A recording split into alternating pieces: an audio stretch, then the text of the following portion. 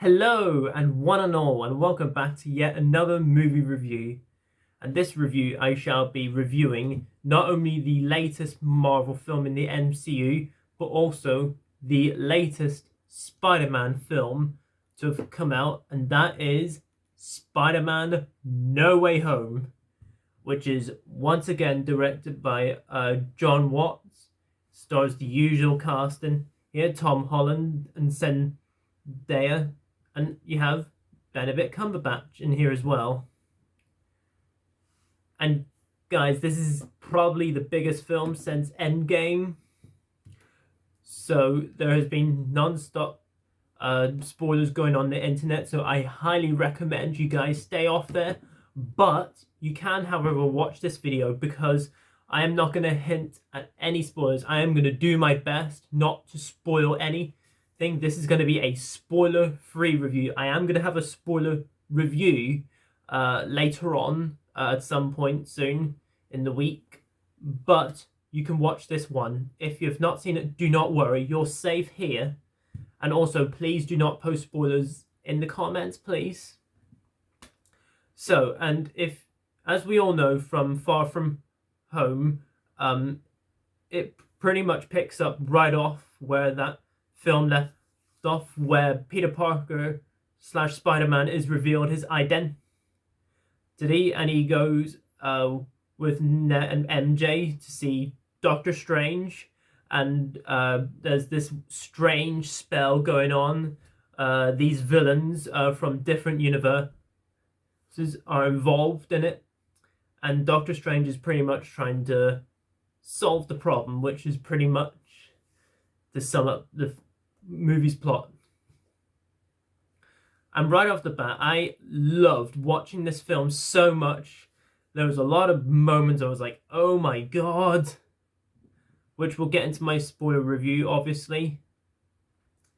But Tom Holland, oh my god, Tom Holland, this is the best he has ever been as Peter Parker / Spider-Man.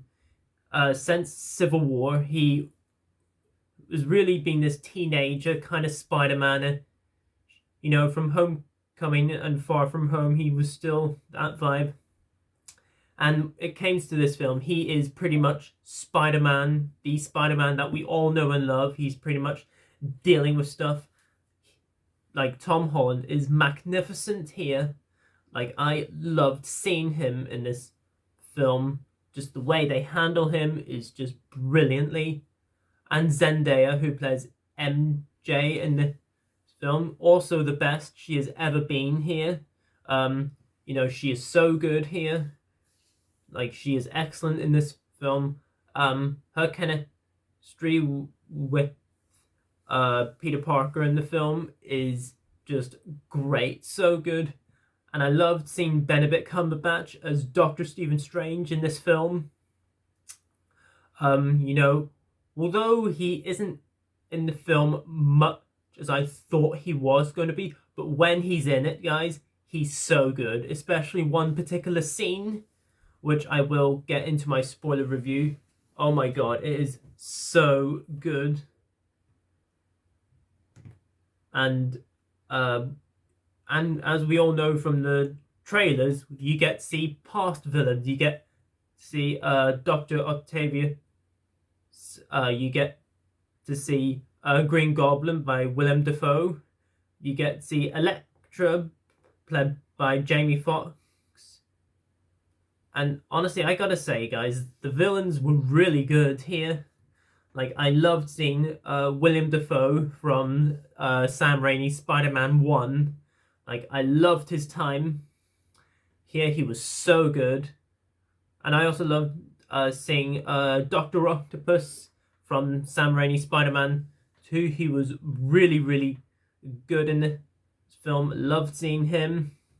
And also Elektra from The Amazing Spider-Man 2 was much better than he was in Amazing Spider-Man 2, which I still am not a fan of. Although I have kind of appreciated it, but I still find that to be the weakest Spider-Man film.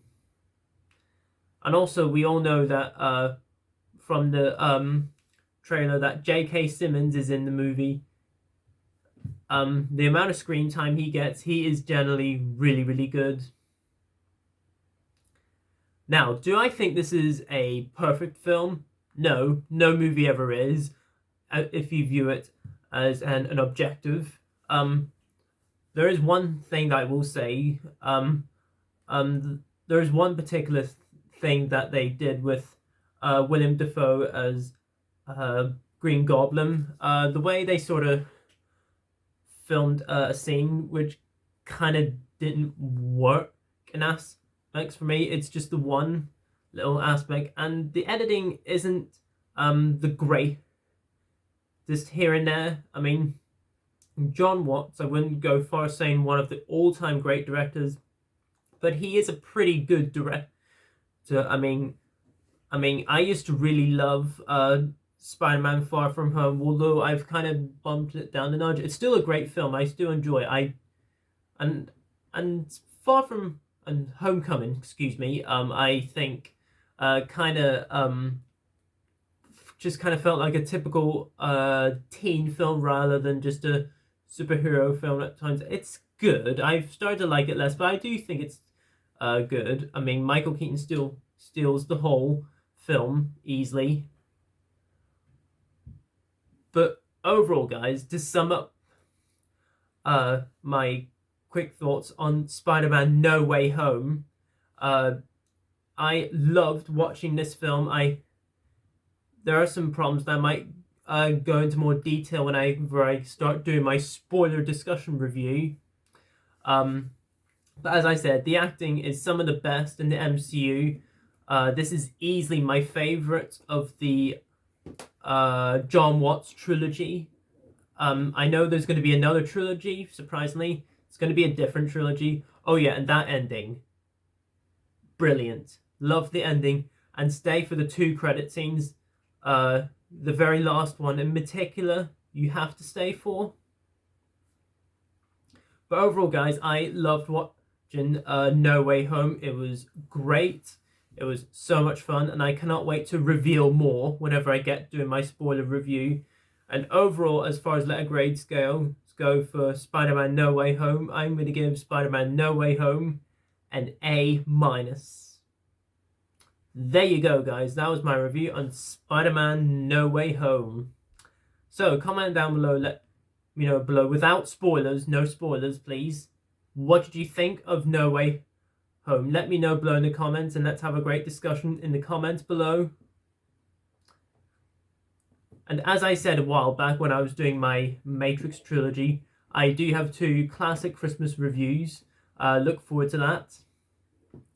And also my spoiler review of No Way Home. I cannot wait to bring that up for you guys at some point. But as always, if you're new to my channel, I'm a movie reviewer from the UK that likes to do movie reviews, especially classics on special occasions and when something new comes out. And again, if you're new, please feel free to leave a comment, like, subscribe, share this video, and notify that bell before you leave. All of my social media links can be found in the description down below. And as always, until my next video, I shall see you then, and peace.